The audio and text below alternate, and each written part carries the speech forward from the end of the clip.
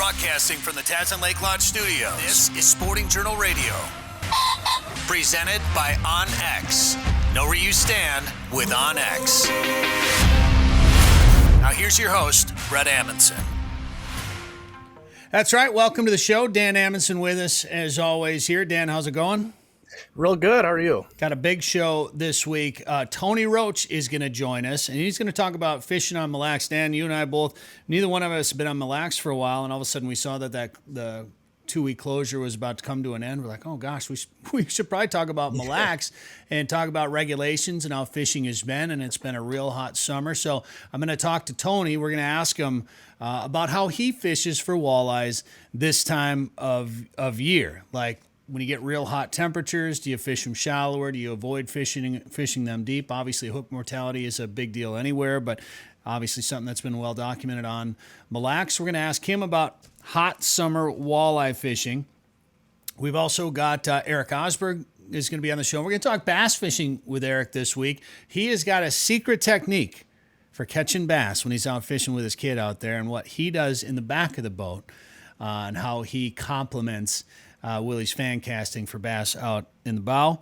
And then Joe Henry also has a secret tip for us. I think I kind of knew the tip a little bit, but then he kind of spills the beans about some of his tournament techniques that he doesn't like to talk about on catching walleyes this time of year in the summer.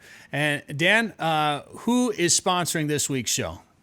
Yeah, Lake of the Woods Tourism. Go ahead and plan a trip to Lake of the Woods at lakeofthewoodsmn.com.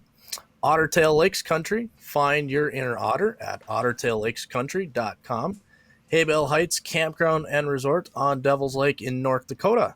Plan a trip to Devil's Lake at haybellheights.com. And OnX Maps, know where you stand with OnX and our favorite TV show, Prairie Sportsman. Watch episodes anytime at prairiesportsman.org. Hey, if you like what we're doing here, please subscribe to this show on YouTube. Like us on Facebook. Follow us. Smash that, what do they say? Smash that subscribe button or that notification. Hit the notification if you're watching this on YouTube. If you like it, please comment too. If you have some secret techniques that you're not afraid to share with our viewers/listeners, please comment, whether it's on Facebook, Instagram, YouTube, whatever. That also helps us, and the algorithms and all that helps us get the messages out even more. And, of course, listen to us on the radio. If you listen to us on this radio show right here, thank you very much. Thank you, radio station. Tell your friends to tune in this time each week on this radio show right here. And don't forget, you can get some really cool Sporting Journal Radio swag from hats, hoodies, T-shirts, and more. Some really cool mugs and tumblers at the Sporting Journal Radio store. You can find that at sportingjournalradio.com. That's what it looks like right there. Got some North American waterfowl gear. That's a new podcast that's going to be coming soon here from this show. Also, it's also a video show too. You can find that at northamericanwaterfowl.com. And Dan has been sending out the newsletter here for us that you can sign up for, the SJR Insider at sportingjournalradio.com. And Dan, if people sign up for that newsletter and get that email to their inbox each week, what are they going to get in that newsletter, Dan? So you're going to get some segment snippets from last week's show or whatever. If there were some cool tips that some of our friends of the show gave us, I like to highlight those and give you some tips to make you a better fisherman, hunter, whatever. You know, last week we had Garrett Sphere on talking crappies, trolling for crappies. So we've got that in there. Then some other news like that Mille Lacs stuff. I was looking around for some news. That's how we found out about the whole Mille Lacs deal. So some news going around, burning restrictions, some stuff like that, and just anything that catches my eye really that I think might be interesting. We'll throw it in there. I like to have pictures of you guys. I want you guys to send us your pictures. If you caught a big fish, if you come fall, you shoot a big deer, you see something cool in your trail cams this summer, whatever you're up to, we want to see it. We want to highlight it. So go ahead and send us those pictures at sportingjournalradio.com or DM us on Instagram, Facebook, wherever we can get those. And I'd like to show those off to everybody. You'll also get a code in there to save 25% off the Sporting Journal Radio store. So sign up today at the SJR Insider at sportingjournalradio.com. Dan, you and your dad, my brother Wade, did some fishing around the Twin Cities Metro here this week, didn't you? Yeah, I'm in the cities for a bit, and when you're here, I get antsy, and so I've got to go fishing, and we've got two fantastic rivers to fish right out our backyard here, the Mississippi and the St. Croix. And the Minnesota. There's three of them. And the Minnesota. There's three of them, yeah. The Minnesota is really easy to forget about, but there's giant fish in the Minnesota as well. But giant walleyes in Mississippi and the St. Croix, and sturgeon, catfish. There's just huge fish. You never know what you're going to catch in the St. Croix or any of them, and that's what makes it so much fun. And quite frankly, it's pretty. Kind of forget you're in the metro when you're down there. But yeah, I've been down there a couple times now. The water is really, really, really low. Yeah. It's making fishing a little bit tough. You don't have that current. Normally where we like to fish, if we're just floating downstream, you're moving at like 1.5 miles an hour. And I think on Saturday I was moving at like 0.6 miles an hour. And if there was a wind coming up current, I wasn't moving. I was at a complete standstill, which is unheard of. There's trees out of the water that normally I'm getting snagged on. You can see normally these trees right here, if you're watching or you're listening on the radio, go to the YouTube page to watch these videos. Those trees, normally I'm getting snagged up on. They're in like 10 to 14 feet of water. You can run your boat over them. I'm sure there's thousands of lures on those things. Yeah. Thought about sneaking in there and trying to get some lures or whatever. Sure.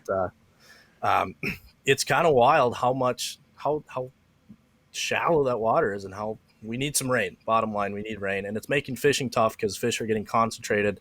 But they're there. A lot of drum. Corey Loeffler mentioned needing drum, and there's drum there.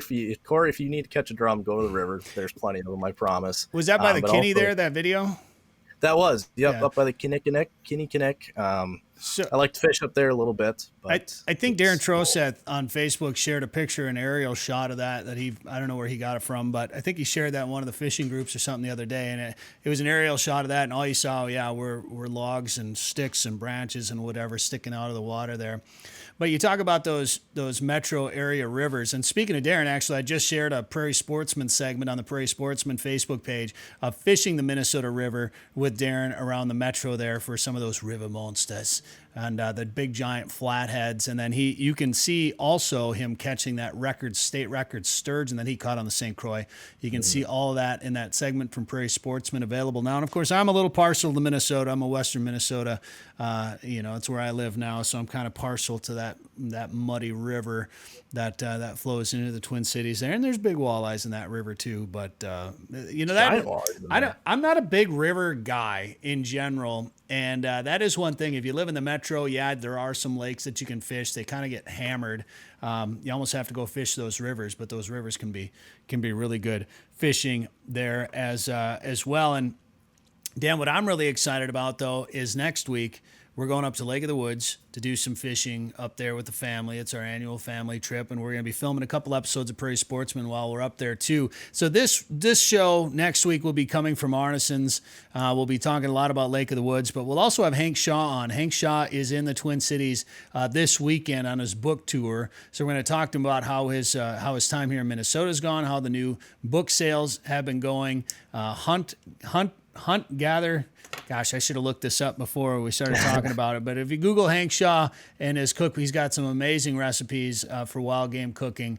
Check him out. He'll be on the show here next week. And Dan, I was in the driveway the other day, and I'm getting the boat ready for the Lake of the Woods trip. So I'm kind of rigging rods, and I'm organizing anchor ropes and whatever. Just doing boat stuff in the driveway you have to do every day before a trip like this.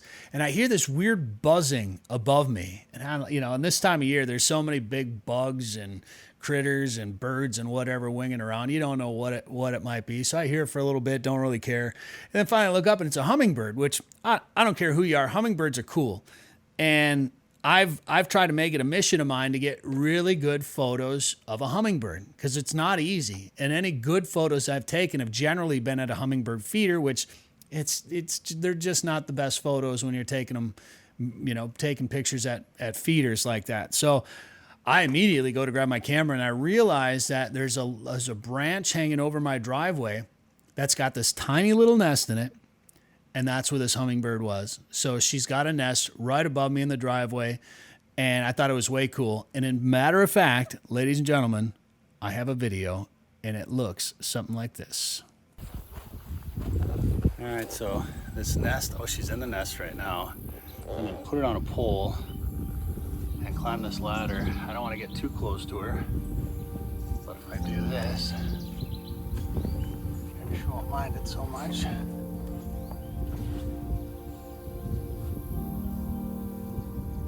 After she flew out, it gave me a quick chance to get a closer look at the nest and see what's inside. Without spending too much time there, it looked like the nest held 2 young hummingbird chicks. She didn't go too far away, keeping a close eye on me the whole time, and soon returned to the nest.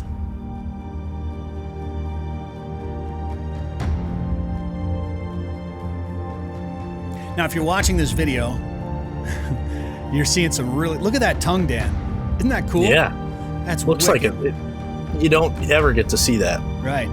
So you're learning about the size of the hummingbird nest and incubation and all that, and just seeing. And there's some very dramatic music playing along with it, but it was a really cool experience. Seeing this hummingbird nest in my driveway, a lot of places. So, is this where the fishing electronics come from? They hatch in those nests, and you put them on your boat. Is that how it works? I probably. You just take. I think that's hummingbird though, and not humming. Oh, yeah, bird. You're right. So, but close enough. But so you can see that video. If you missed it, you can watch this on the Sporting Journal Radio Facebook page, Instagram, YouTube. You'll be able to see that video on there. Otherwise, you got to hear it. But a hummingbird nest, it's hard to tell in that video, Dan, but the nest is only about 2 inches across and 1 inch deep. And there's essentially 3 birds sitting in that. And that just shows you just how small those fish are. Wow. Those fish, those birds. I started thinking about what we're going to talk about next, which is real quick. I'm not going to play this whole video, but some friends of ours from Saskatchewan at Tasman Lake, he's now owner of Camp Grayling as well in Stony Rapids, and they got so many cool opportunities. If you want to fish for grayling up there, they got grayling, they got 50-inch pike, they got big walleyes, they got big lake trout, and they did some fly fishing for walleyes. Have you ever heard of that before, Dan? I have, but it's very rare. It's always someone around here. Then it's like some old local that's fly fishing for walleyes, and it's hard to believe, but man, it's legit. Here is some of that video footage from Camp Grayling in Saskatchewan.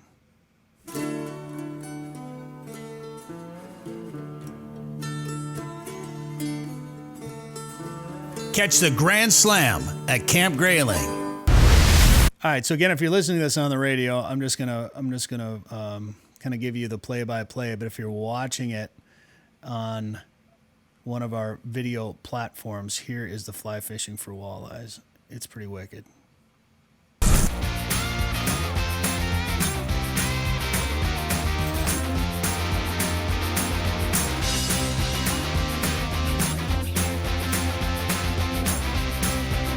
Heck of a hook set. Gotta love it.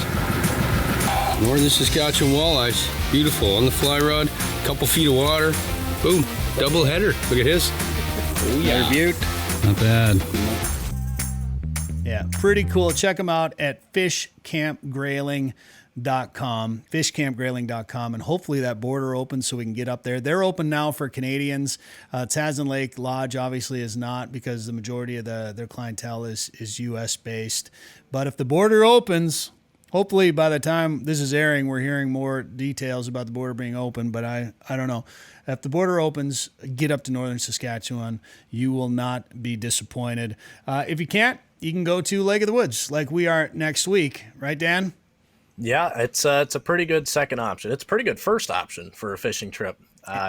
Yeah, I cannot wait. I'm itching to go. To tell us more about what we can expect up there, here comes Joe Henry in just a second. OnX Hunt. Ever heard of it? Next time you see that guy at your local shop who always punches his tag on a stud whitetail, ask him. He'll tell you about the most trusted source for mapping, with nationwide landowner names, private and public land boundaries, including walk-in areas, map tools to mark spots, and the ability to view your maps without cell service. And that's just scratching the surface. It's your time to be known as the big buck guy around town. Download the leader in hunt mapping on Google Play or the App Store. OnX Hunt. Know where you stand. Well, we can't be more excited than we couldn't be more excited than we are right now. I was surprised, Dan. I didn't expect to see your face right there. You kind of surprised me. It's completely threw me off my game. That's Dan. He's in Amundsen. I'm in Amundsen. It's our annual Amundsen trip that we take every year in the summer to some fishing destination. For years, it was Ontario. The last couple of years, it's been Lake of the Woods. Because of the border closure, we're happy to be going up there. We're going to be staying at Arneson's. In fact, Sunday. We're going up Sunday. And Dan, it was pretty funny. Oh, well, Joe Henry's here with us too. I'm going to bring Joe on for this little conversation. Hey, Joe, how's it going? Tell you what, you have to look at Dan. I have to look at both of you. Yeah. I apologize. We got to do this to make it official. There's Dan. Dan, I'm sticking up for you. Oh, yeah, this is me too. Okay. Anyway, Joe, I had to share this story with you because we've got a text thread going on between all of us here, all the guys that are going on this trip. And I think, Dan, you and your dad were out fishing on the river in the cities or something, and we're catching some fish, and your dad put in the text message, hey, we were talking about food and what food to bring. He's like, well, I don't know how confident you guys are. I mean, we're catching fish now. We could bring some fish up. And I read that and I started laughing. I was like, you guys, I'm not worried about catching walleyes at Lake of the Woods. Okay. Okay. I think we'll be just fine. I think we'll catch plenty of walleyes for some meals while we're up there. Joe, even when the bite is tough, there's still usually plenty of fish to be caught for a meal if you wanted. Tell you what, it helps to have 10 million walleyes in your system estimated. And, you also get the saugers. And, normally you guys can find enough for a meal. And, it's just one of those things where, what are you interested in? Are you looking for eater fish? Are you looking for slots and overs? Sometimes they live in the same area, sometimes they don't. But you guys are gonna have plenty of fish to eat, and it's going to be good. And I'm excited for you guys too. I mean, I know you look forward to the family trip. I know really you guys went up there last year not knowing a whole lot and did just fine. And I think it's going to be even better this year. Yeah, just like anything else, when you go to a new lake, and obviously I've been to Lake of the Woods so many times, Joe, but you know how it is when you go up there and you go through a resort, an outfitter, whatever, and you're going through a guide and they bring you out on one of the big charter boats and you're sitting back, maybe having a beer or whatever. You're not paying attention to much, but when you go out there with your own boats, that's when you really figure things out. And that's what we did last year. We went out and there's one of the charter boats right there. It's a nice way to do it because you just sit back and relax a little bit. But last year, we went out with our own boats and we had a couple of different spots on the lake that we wanted to try, and we caught fish, but it took us a couple of days like anywhere just to get it dialed in, get everything figured out, and get on the fish. And boy, once we did that, it was you had to pull us off the water. It was hard to leave once we had it figured out. It's so good when you get out there. Once you kind of get a pattern dialed in, you kind of get an idea where those fish are. It is so hard to leave because, here's the thing is that, you're catching good numbers of nice walleyes. And the other thing is, you never know if you're going to catch, if that next fish is going to be a 30, a 31, or a 32-inch walleye. And it's very, very possible. The other thing is, accidentally, a lot of walleye anglers, even right now, are hooking into 40 and 42-inch pike. I mean, you just never know what you're going to get in Lake of the Woods. So it is really fun fishing, and it has been very good. There's different summer patterns going on right now, and if a person would just go out there and do some of the basics for the deep summer on Lake of the Woods, you're going to be just fine. I've seen a couple sturgeon pictures come around lately from up there too. So that's a fun accidental fish to hook into when you're up there at Lake of the Woods. You just don't know with that much water and that many different fish swimming around in there. And what's kind of nice too, when you're trolling around in that mud out there, Joe, you're right. Sometimes you could be getting into eater fish, and you never know. Some of those big ones, they're going to be hanging out in some of those same places with some of those smaller fish. So you could hook into any size just about any time when you're trolling around there. Well, and I think the thing is this too, is that, it's, so why is Lake of the Woods shine in the deep summer compared to other bodies of water? Well, number one, we talk about 10 million walleyes. Whatever the number of walleyes and saugers are, it's a lot. Naturally, we have a very big fish in our system. But I think the other thing is too, this deep summer pattern, a lot of those fish right now are going to be over that deep mud like we're talking. And that's 30 to 30, 6 or 7 feet of water. You're going to see them on your electronics. You're going to see pods of bait. You're going to see great big hooks laying on the bottom. Some of those fish might be suspended. I mean, you're going to see all this stuff on your electronics. And then as far as fishing them, a lot of times they're not in real tight schools. They're spread out a little bit. So I would recommend 2 techniques to you guys. Number one, pulling crawler harnesses, through that deep mud, drifting or trolling them.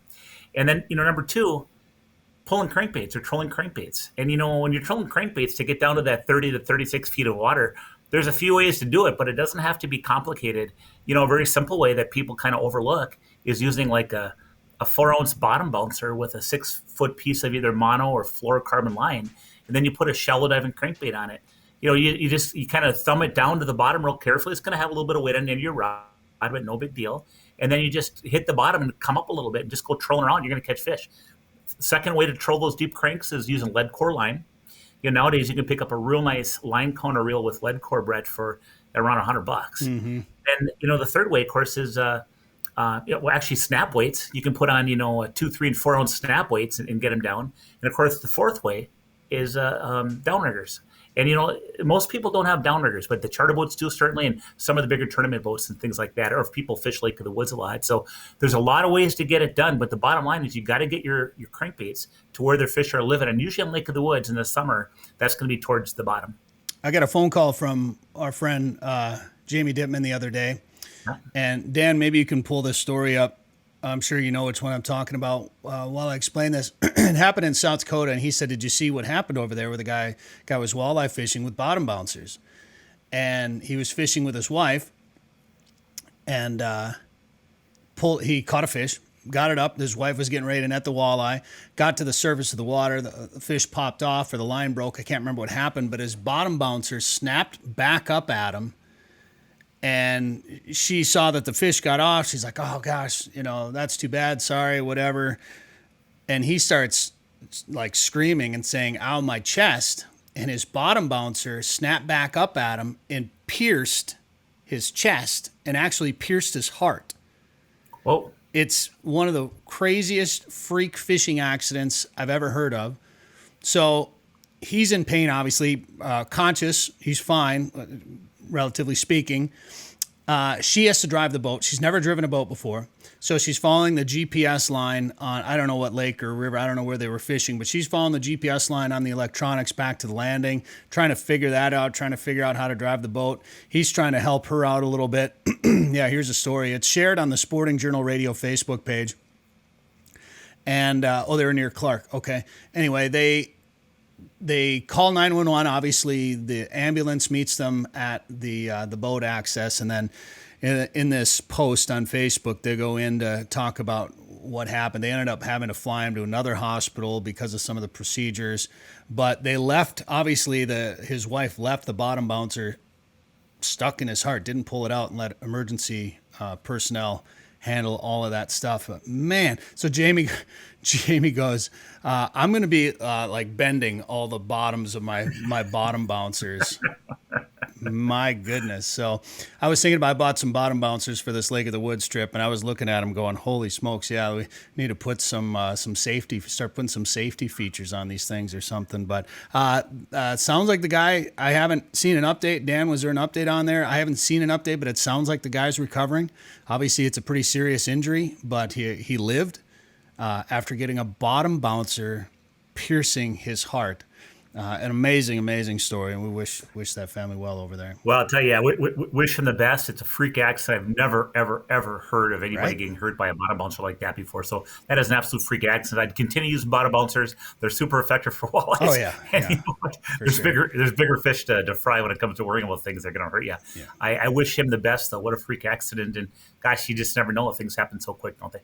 We're going to bring up a bunch of night crawlers, Joe, and probably pull crawler harnesses quite a bit. But I again, last year I bought all these crankbaits for my Lake of the Woods trip. I think I used one and caught fish on it the whole time between that and spinners. So I bought some more crankbaits this year, and we were talking a little bit about it off the air. It's my secret weapon. And part of the reason it's my secret weapon, Joe, is because of a discussion we had, I think last week or the week before on the show, but also because of my experience at this time up at Lake of the Woods last year. Every time I'd pull these walleyes up, they were burping up crayfish. And I was like, oh, that's pretty interesting. So I bought some crayfish colored crankbaits. Matter of fact, I got some rattle traps that have a crayfish pattern on them. So I've thrown crayfish crankbaits at smallmouth 100 times. Never used them for walleyes before, Joe. Tell you what, I probably shouldn't say this, but I'm getting older, so I'm not so competitive anymore. One of my all-time favorite cranks for tournaments, and this is on any body of water, is that Rapala jointed shad wrap in a red crawdad color, either a 5 or a 7. But that color catches fish on every body of water. Just a really good crank. So I can tell you, I was fishing a tournament once, Brett, and I'm pretty good at pulling spinners, and there were 6 boats pulling spinners in this one area during a tournament, and there was one boat that was just kicking our butts. And after the fact, I said, okay, spill the beans, guys. Tournament's over. And he goes, pre-fishing, we found one blade color that just was putting them in a boat faster than ever compared to anything else. And you know what it was? It was kind of a darker reddish orange blade because of the crayfish in the rocks. Sure. Well, it makes sense. The old match the hatch or, mimic the forage, whatever they're eating. If you can put something down there that looks like it, you're bound to catch some fish. Speaking of tournaments, Joe, there was a tournament on Lake of the Woods recently with some pretty nice fish getting caught in it. Yeah, the Minnesota Tournament Trail comes up a couple times a year. They come up in July like they just did. They were just there. And then they also come up for their championship, which is in September. And, it's a catch, record, release tournament. So you're going for the biggest fish in the system. If you catch a slot fish, which is normally a fish that you do have to release on Lake of the Woods is 19.5 to 28, you can still, take a picture of that fish on a official judge, and then hold that fish up for a hero shot, and that fish will count. So the bottom line is, and I think this is the day 2 results, 5 fish for 43 pounds. On day 1, I believe it was 5 fish for 47.75 pounds, something to that effect. So it was almost, it was over a 9-pound average on the first tournament day. And the second day, 5 fish for 43 pounds, which is over an 8-pound average. So obviously, the people are finding big fish up on Lake of the Woods. And boy, it's been darn good, I'll tell you. Well, I'm fired up, Joe. The next time we talk, we're going to be doing it from Arneson's up there at Lake of the Woods, and I'll be telling you all about my 32-inch walleyes that I want caught. to see it on a judge, on a tape. I don't want the tape fabricated in any way. I've got a judge. I want Dan to watch you and verify it for me. Well, I've got a judge now, and that will be in my boat this weekend. And we're filming it. We're filming our show for our trip for Prairie Sportsman up there. And then I'm actually going to say I'm filming 2 shows for Prairie Sportsman while I'm up at Lake of the Woods next week. So there's going to be lots of cameras around in any case. I have a couple of secret spots that are going to be close to where you're going to be. So if you're struggling in any way, shape, or form, contact me and I'll put you on 1 or 2 of them. Why don't you just... And they might not be deep. They might be shallow during the middle of the day. Interesting. Dan, plug your ears. Joe, tell me. You can tell me. No. Say, Joe, Joe, you've got my phone number, not Brett's. Remember that. Well, and one thing, I see you holding up big fish, and I see Brett tying snow goose wings and throwing for the dog. Who's going to catch more fish? We'll find out. I'm multitasking. Pretty obvious. Well, okay. I'll take that challenge, Dan. I'll take it. I'll take that challenge. We'll talk about it. But I got to say though, all kidding aside, isn't it having a fishing trip like this with your family and such, isn't it great for your own mental health just to have something to look forward to? Yeah. Well, yeah. You know what I mean? And I'll tell you, when you're going with your family too, you certainly will never regret it. I mean, these years go by pretty darn fast, don't they? They do, and that's one thing we've tried to do. We've had some family members come and go on this trip, but for the most part, we've had the main core has stayed there consistent all these years, and it's one thing we kind of count on as a family every year is being able to go on this trip. And yeah, here's my uncle with a nice walleye from last year up there at Lake of the Woods. Cool. But what a beautiful photo! I just and I'll tell you, to me, looking at that photo, it just says so much. Look at the smile on his face. I mean, it just feels so good, to look at a photo like that for me. And the other thing too is in this case, it's not $100,000 boat. It's just a normal fishing boat. God bless America. I mean, that's great. That's my tricked out Lund. Don't be talking bad about my boat. My 16-foot Lund. I think it's a great boat, and that's what we all started with, right? Even for the pro anglers who are driving those really good boats now, that's what everybody just about started with. Mm-hmm. Yeah, I love it. I've had the chance to get bigger boats, and I don't know, I probably will here eventually, but I can fish just about any lake I want to out of that boat, and it's light, it's easy, It's easy to maneuver. It's just a great overall fishing boat that I really enjoy. And having that family trip, Joe, again, it's like it gives you a chance to see your relatives without having to wait for the next holiday, right? Like this is one of those circumstances where it's almost more fun than the hustle and bustle of, say, Christmas or Easter or one of those holidays, Thanksgiving, where you might get together with some relatives. You can just sit back, relax, have a beer, go do some fishing for a couple of days, and kind of catch up with some people that you don't see on a regular basis. So we're looking forward to it. There'll be no jokes. I'm sure there'll be no BS. I'm sure Dan will tell the truth about the size of his fish. Yeah, I'm pretty good about that. It's Brett you got to be worried about. Come on now. Hey, I don't have to stretch the truth. I take pictures and video of everything. So there is but you also know how to use Photoshop. Photoshop. I do very well. All right, enough about me. If people want to plan their own family trip to Lake of the Woods, whether this summer or maybe think about an ice fishing trip or getting up to the Northwest Angle, what should they do? If you're on Facebook, check out Lake of the Woods Tourism. Otherwise, check out our website, and that is lakeofthewoodsmn.com. Northern Minnesota's Walleye Factory is a year-round world-class fishing destination. The perfect getaway this summer is just a short drive to Lake of the Woods. Fish Big Traverse Bay, the Rainy River, or visit the unique Northwest Angle. To catch big fish, you have to go where the big fish are. Plan your trip to Lake of the Woods at lakeofthewoodsmn.com. That's lakeofthewoodsmn.com. Bass fishing doesn't do it for me like it used to.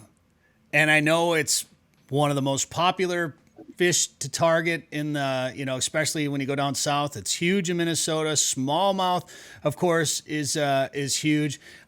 Dan, maybe you can talk about it with me too. I mean, we kind of grew up fishing for pike and bass all the time. Where we had our cabin wasn't necessarily great walleye waters. So I don't know if it's because I've gotten older and now I'm fishing in different areas that walleye fishing, particularly in Minnesota, like walleye fishing is what really gets me. But I think I miss sometimes watching those big bass come flipping out of the water, flipping out of the lily pads, fishing with top water or something like that. I miss that a little bit. Yeah, throwing a frog. It's I've gotten back into that a little bit with when I went to school, and all my friends were bass guys. So every once in a while I get to go chase some green fish around, and I'll trash it. But man, it is fun. We can trash it, but it's fun. I don't want to do it all the time, but yeah, they're fun fish to catch. They are. And when I lived in Brainerd, obviously I was surrounded by a lot of good walleye water, but I had a couple of buddies that just loved to bass fish, and I bought more frogs during that year that I lived in Brainerd. I bought more frogs to do fishing like this. And then I used them, I think, twice. And then they just sit in my box. And I go walleye fishing. And we're going to bring in Erik Osberg right now from Otter Tail Lakes Country. Erik, how you doing? I'm fantastic. How are you? I'm doing well. And I'm not trying to badmouth bass fishing at all, because I understand how much fun it can be. And it looks like you've been on the bass quite a bit lately. We have, and maybe it's because my son is with me a lot, right? And you had mentioned, growing up, you grew up with that bass mentality, or targeting bass a lot, or catching bass a lot, and my son, he was born to catch bass. I mean, you are what you are, right? And it's really hard for me to say, okay, put the bass rod down, we're gonna pull Lindy rigs for a while, right? Because if you think about it, bass fishing, and you can certainly walleye fish like you bass fish by casting, and we've talked about it, whether it's stick baits or plastics or whatever it is, but bass fishing, he's gotten into skipping under docks. Oh yeah, right. So you've got a wacky rig, a weightless wacky rig, and there's a dock, and then you're trying to skip it under that dock. Not just land next to the dock, but go under the dock, and that's fun. And so no, we've been, and no, you're right. People have there's a, I can't think of the word, but there's a perception about bass fishing, stigma, especially in a stigma, right? Like, oh, they're easy, and God created walleyes to separate the men from the boys and all that stuff. And I say, bring it on, man. I took my boy and a kid who doesn't fish much last night, and we didn't start till 6:30, and we caught 23 bass, by 8:30. Yeah. Right. There. How do you not go do that again? That's just fun. That's just a good time. Yeah. So anyways, we've been right. Like right there, right? Like that's fun. And sometimes you're fishing for food. Sometimes you're fishing for a fish fry. I get that things change, but if you're fishing for fun, if you're looking to get some hook sets, I highly recommend bass. And don't you know, Ottertail County has a lot of really good bass fishing. There are big bass up here. There's 4 or 5, dare I say, 6-pounders. Yeah. We've gotten 20 inchers. We've gotten 19 inchers. There's some big bass up here, and it's kind of like bluegill fishing. You're sorting through the smaller ones to find the bigger ones. I guess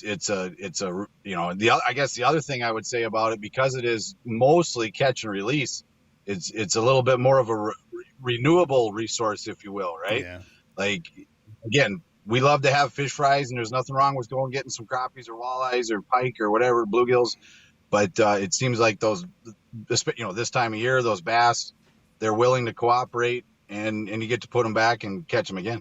I was just going to tell you, look for Garrett Sphere's bass, Dan, because I think that's a 5-pounder, a 20-incher. I think because he had it on the scale, and then he also had it on the tape. And I think, it was about 20, just shy of 20 inches, but just over 5 pounds, I think.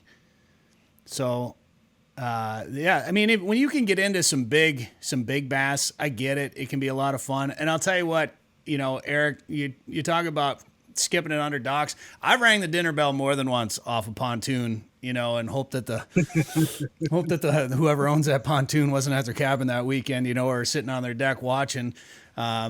So I understand, that dock fishing and getting around some of that man-made structure to find some of those big bass laying in the shadows down there. I don't know. And I think part of it too is I don't have a bass boat. So when I'm riding around in the back of my Lund, tiller, it's hard to cast. It's hard. I would be clanking it off a lot of pontoons if I was bass fishing, out of the back of that boat. So it's just, I did put a floor in up front, and now I got a bow mount troller on there. So life would get a little bit easier for me to cast up there for bass. But, so here, I got a trick for you. Okay. So, and you can take this or leave this, right? So I have a tiller Lund myself. I don't have a big fancy bass boat. It's not even a fancy Lund. It's a nice one, but it's a 1625 Fury XL. So we've got the bow mount on the front, and it's wide open tiller. So Willie will be on the bow, and he'll be working, if we're on a break, he'll be working from noon to 9 o'clock casting, right? And then what I'll do is I'll use a heavier, like a 3/8 ounce, just a regular lead head jig, just a 3/8 ounce jig, and I'll T-bone a worm on it, right?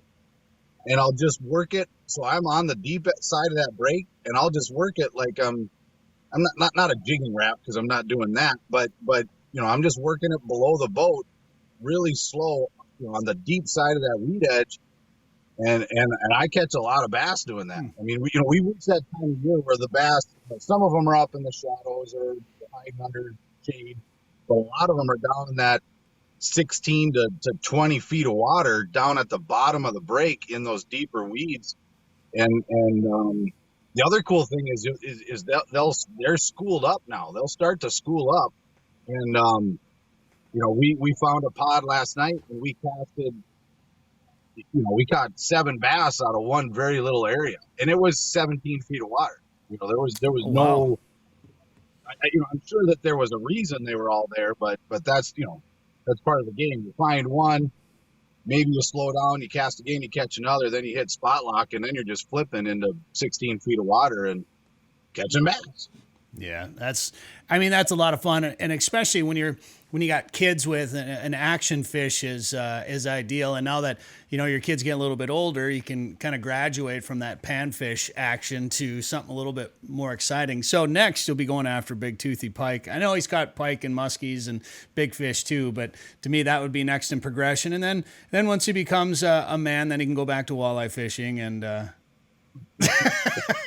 I'm just kidding. I'm just giving you a hard time. No, I get it. But I honestly, like, when I watched, it dawned on me. We were in the Camp Confidence tournament, which is a multi-species tournament. You can target walleye, bass, pike, and watching him flip a bait caster, right? Like, like when you see the guys on TV, right? Like, they just bring it up and they flip it underhand and it goes 65 feet, and then watching him work that big jungle jig through the weeds and set the hook, and then fight that fish, putting the rod in the water to keep it from jumping, and like, it'd be like asking a golfer to swing a baseball bat, right? Like it's just, again, he may progress there, but I'm gonna let him. Hey, say I want to go walleye fishing before I force him to put down the bait caster. If he, maybe he'll keep getting good at it and become a pro angler, and he'll be supporting you in your old age. I would. Oh, we just lost him. That's like, those kids that good left-handed pitchers. They grow up to be a major league baseball player, right, Dan? And then I don't know how many times I tried to get you to start throwing with your left hand when we'd practice pitching in the backyard. And it just didn't work out. But well, I needed you to show me how to do that first, and you couldn't do it, so it was going to be kind of tough. But no, you talk about a future in bass fishing, and bass fishing is exploding across the country with the younger generations. With you're seeing high school national championships, the college series, of course, and people are eating it up. And you've got guys like Gussie in Canada and Seth Fighter in Minnesota who are kids love them, and it's growing the sport of fishing, which is awesome. Any way to get kids into fishing, whether it's bass, panfish, walleye, sturgeon, I don't care. I just want to see kids fishing, and it's awesome. It's blowing up. It's like the Clay Target League for these kids. It's getting people into hunting. It's getting these kids into hunting, and these having high school teams and college teams for bass fishing, having some fishing leagues. Man, that's great for introducing kids to fishing and getting them out there. So no, I wish them all the success out there. And then maybe if you remember, maybe you can support me too in my old age if he gets really good, Erik. Right. Well, and I'm glad you guys brought that up, because the high school, well, not that part, but the youth, the high school fishing league, so we have a league here in our area, the Heart of the Lakes League. And, we were on West Battle last time. And, you could target crappies, bluegills, walleye, pike, or bass, and we decided to target bass. And I had never really bass fished that lake, but I knowing his strengths and what we could maybe accomplish, we caught 20 bass that night, and placed fifth out of 30 some boats. And so to be able to have the resource at your disposal like that, where we can go to a lake that we pre-fished it, but we don't know the lake. I mean, we know parts of it, but you're right. Those high school leagues, those young, those youth leagues, I really think that if there is a future for those leagues, it leans towards bass for sure. Yeah, absolutely. And speaking of that Camp Confidence tournament, Erik, that's really cool that you were a part of that. I've been a part of that in the past. Haven't for a number of years now, but I'm glad they had it this year. How did it go? It went good. I don't know how many total boats there were, but I'm going to ballpark it in that 50 to 60 range. It was busy. There were a lot of folks, and the regulars did, the Tony Roach. I might get these standings wrong, but Tony Roach did really well. The Lindners were there. They honored one of the Lindner brothers, Micah, I believe his name is. So they started and he's been a participant at Camp Confidence, an attendee at Camp Confidence. And so it's always good. I'm very otter tail centric. It's always good to go east and go to the Brainerd area. And there's the Kep brothers were there, or not brothers, but I believe Marv Kep was there. So there's a lot of good sticks over there, and it was well attended. And there it is right there. We finished 7th, I think. I don't know if it'll go that far down. Oh, yeah, right there. Yep, there it is. Yeah. And that was me and 2 kids. So me and 2 12-year-old kids. So I'll take it. For sure. Well, speaking of Tony Roach, he's going to be on the show next here. We're going to talk to him. Oh. So we'll ask him about his appearance there, and then, of course, talk probably a little bit about walleyes too. But, Eric, if people want to come up and fish in Otter Tail County for bass, walleyes, sturgeon, whatever, where can they find more info? They can find their inner otter at ottertaillakescountry.com. Did you know there are more than 1,000 lakes in Otter Tail County? Yep, and I'm gonna fish as many as I can. I'm an outdoorsy otter. Nothing beats a full day of fishing for me. The lakes of Otter Tail County give me plenty of options to lower my boat and snag the perfect catch. Not an outdoorsy otter? No problem. Otter Tail County has something for everyone. You just need to find your inner otter. Go to this site right here. Well, we normally talk about walleyes so much on this show, and Dan, of course, that's what consumes most of our time. But after getting done talking with Erik Osberg mostly about bass there, I figured we're going to bring Tony Roach on next. We'll get back into talking about walleyes. But Tony joins us now here on the show. Tony, how's it going? Good. How are you guys? Not too bad. Sounds like you've actually been doing some bass fishing. Yeah, I do a fair amount of smallmouth fishing. I do some largemouth fishing away from Mille Lacs Lake. I love fishing multi-species. I mean, when I get a day off, I've got a 13-year-old son, so he's just fish crazy. It doesn't matter what kind of fish it is, as long as he gets a tug in the line. So we do a fair amount of pan fishing, bass fishing, smallmouth fishing, walleye fishing, pike fishing. I love catching anything that swims. So targeting different species is always a challenge. I love going to a new body of water, for example, and figuring out what exactly is going on, how to catch them, what's the best approach, regardless of species.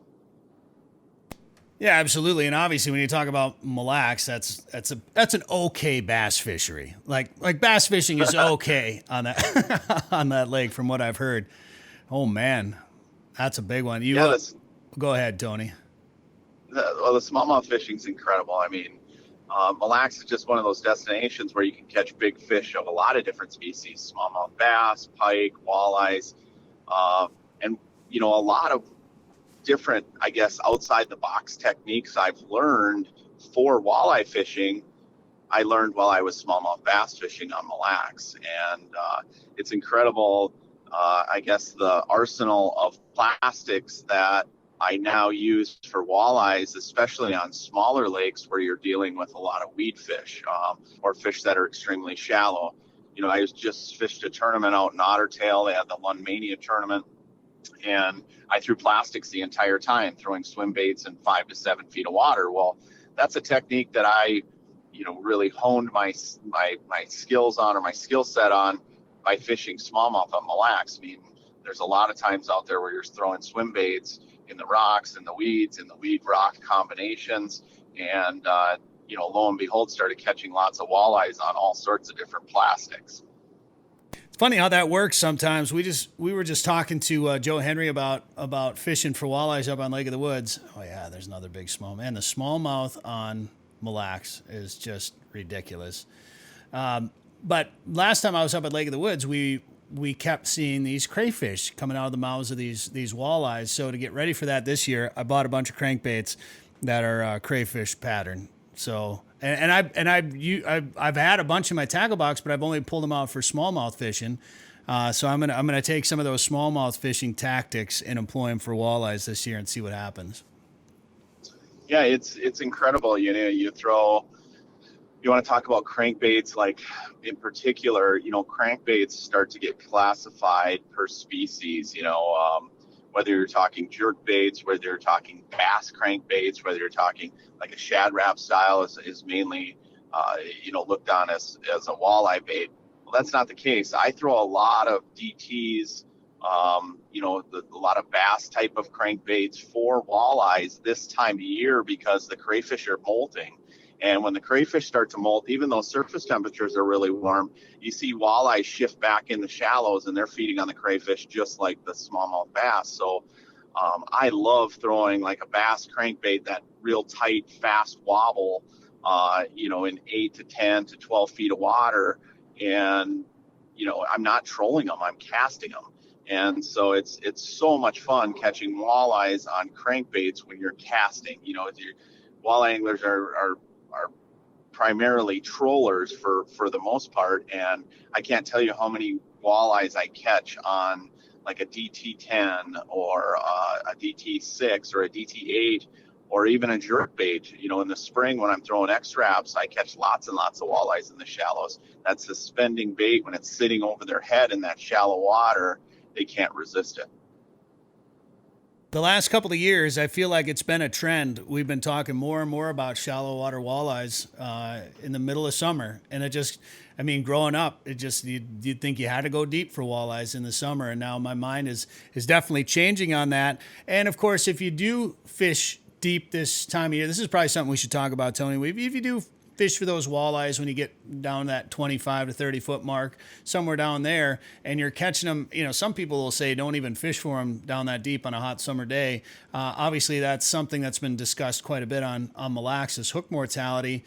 Will you still target fish deep in the summer, or do you mainly just try to go shallow? And what's it been like on Mille Lacs this year? It's kind of a two-parter for you. Well, first off, surface temps are incredibly warm this year, as you guys know. With the hot stretch we had in June, even though we've had some cool downs, the surface temps really haven't come down much. And so for the most part, I've tried to avoid fishing walleyes in particular deep. I try to avoid, anything below 25 feet. I don't do a lot of live bait rigging on the mud flats, especially off the deep edge. What we've been doing more so for the walleyes is like power bobber fishing on top of the mud flats or on top of the gravel bars. And now, like I said, with the crayfish molting, there's a lot of fish that are shallow. So you get this reemergence of fish that are, up in the shallow rock piles. I like fishing those, weed rock combinations, if you can find them like in some of the bays and that sort of thing. And again, pitching plastics, pitching crankbaits. Mortality rates are much less if you're not targeting fish deeper than, let's say, 28 feet. I think there's sort of a magic number that I've heard from different biologists where it's sort of that 33-foot zone. Once you get deeper than 33 feet, barotrauma becomes a real thing, not just for walleyes but smallmouth bass. That can be said, in the fall. A lot of bass go into these wintering areas, and if you start targeting them deeper than 30 feet, you're going to start killing a lot of those fish. So I try to avoid those zones. I fished a lot of lakes over the last few weeks. I fished Leech Lake. I fished up by Winnie. I fished Bakegama. I fished all around Brainerd, Otter tail, as I mentioned earlier, Mille Lacs. And, most of those fish I'm catching are in that 5 to 15 foot of water. I'm like you, where, I grew up fishing, and they always said in the summer when it got warm, all the walleyes went deep. Well, that's not the case. They just go into the weeds where anglers didn't know how to fish for them before. So, that's sort of the answer to the first part of your question. And then the second part of your question, how's fishing been on Mille Lacs? It's been incredible. Obviously with the tighter restrictions and, being able to harvest fish in the beginning of the season and then the closure of the last few weeks, that's sort of driven me to go elsewhere with customers who want to harvest fish. However, we've had lots and lots of customers that just want to catch fish. And if you want to get good at your electronics or you want to get good at a specific technique, Mille Lacs is definitely the place to go because you're going to catch fish. With the Canadian border being closed, I can't think of another location where you can put more numbers in the boat than you can on Mille Lacs right now. It's phenomenal fishing. I understand you can't harvest fish. That things for a lot of people that want to do that. But if you just want to go catch a lot of walleyes and catch a lot of smallmouth, Mille Lacs is really hard to beat. Now, I know we just had, a 2-week closure, and that's just opening back up again. So what is the current reg then? Is it just a catch and release for walleyes? It'll be catch and release until the fall, and I believe it's mid-September. You'll have to check the regulations, but they're going to open it back up to a 1 fish limit again in September. The 2-week closure was to avoid hooking mortality in the hottest part of the summer and save a few fish, so that on the front end and the back end of the seasons, they kind of bookend it with you being able to harvest a fish. And, it's smart on the DNR's part to do that based on the number of poundage that we are allowed this year. That's sort of, the best scenario that the DNR came up with. And yeah, it opens back up this weekend, so anglers can go back out, catch and release only. And again, I know a lot of people are going to instantly go out and search deep, but you really don't have to fish that deep to catch them on Mille Lacs. There's a lot of fish that are up on top of the mud flats. They're up on top of the gravel. A lot of that deep gravel holds those same molting crayfish, so they're out there. Mille Lacs also has an extensive amount of bug hatches, as you guys know, that last all season long. You get the big mayfly hatch that sort of, is the last of the big bug hatch that happens, typically in the first part of July. But then after that, you get smaller bug hatches, midges, black flies, different things that are hatching out there. And that drives bait fish, that drives walleyes to different locations. And you can really target them on structure. And don't be afraid to fish shallow. With the crayfish molt, it's really, really fun to throw a paddle tail or cast a crankbait up in extremely shallow water. I'm talking like under 10 feet of water, especially if the wind's blowing into like a reef or a point, where you can spot lock and cast to those fish and catch a ton of them. I am a believer in paddle tails now. I never used them a whole lot, but I've been using them a lot more lately, and I love them. So in September, it looks like it'll go up to 1 fish between 21 and 23 inches. What are you seeing for year classes out there? Pretty healthy. It seems like we're catching a lot of 14 to 17 inch fish, and then we're catching a ton of 19 to 23 inch fish, and then some bigger fish. For a long time on Mille Lacs, it seemed like you only caught the bigger ones, and there was big gaps in year classes, and that doesn't seem to be the case anymore. It seems uniformly across the board, everywhere I fished on the lake, whether it's the north end, the south end, east or west, I'm seeing all sizes of fish. Depending on how you're fishing them will determine, whether you're catching the bigger ones or the smaller ones. Like when we were bobber fishing or rigging with leeches, it seemed like you were catching some of the smaller fish mixed in. You were, kind of catching all year classes. When you start throwing a big paddle tail or a big crankbait or trolling big baits, you tend to kind of weed out some of those smaller fish. And, you sort of touched on paddle tails. And, if you want to get good at fishing a plastic, a paddle tail on any given lake, Mille Lacs is a great place to kind of hone your skills in casting paddle tails. I tend to use like a 1/4 ounce jig out there, like a moon eye jig with like a 3-inch paddle tail, and you're going to catch everything, anything green color or sort of perch patterns. Those are always great on Mille Lacs Lake. When I was out in Otter Tail, I fished most of my fish under 8 feet of water, and we threw plastics. The plastics outfished the minnows 10 to 1. And I was just snapping the plastics almost like you'd snap a jig wrap, just ripping the bait, letting it fall, ripping the bait, letting it fall. So you're basically setting the hook on the rip. And you can do that same thing on Mille Lacs Lake, is cast it out, let it hit the bottom, rip it, let it fall, rip it, let it fall. I like to use a braid fluorocarbon combination just because of the no stretch with the braid. And then with the fluorocarbon, it gives you a little bit of abrasion resistance. You've got zebra mussels on Mille Lacs, and if you're not using a fluorocarbon leader, those zebra mussels cut the braid really easy. They cut monofilament really easy.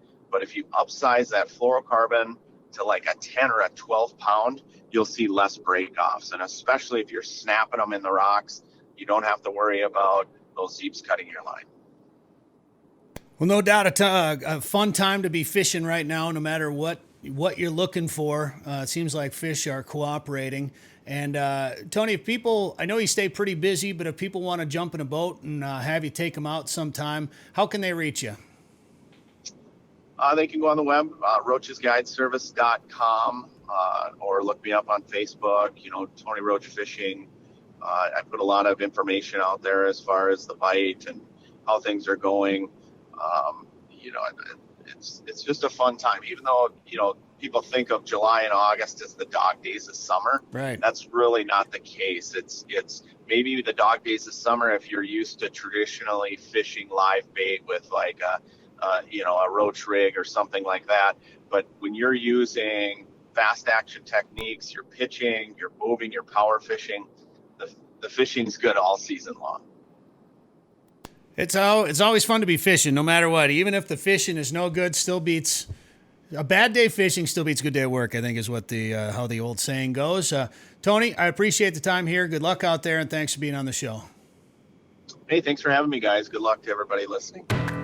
Devil's Lake is legendary, and this summer has been legendary for walleyes. Don't miss out. Call Haybale Heights Campground and Resort today to book one of their modern cabins on East Bay. The cabins are furnished with a full bathroom, kitchen, and all the amenities like high-speed internet, and are clean following CDC guidelines. Staying at Haybale Heights gives you full access to a private boat launch, fish cleaning station, and beach area. Learn more at haybaleheights.com.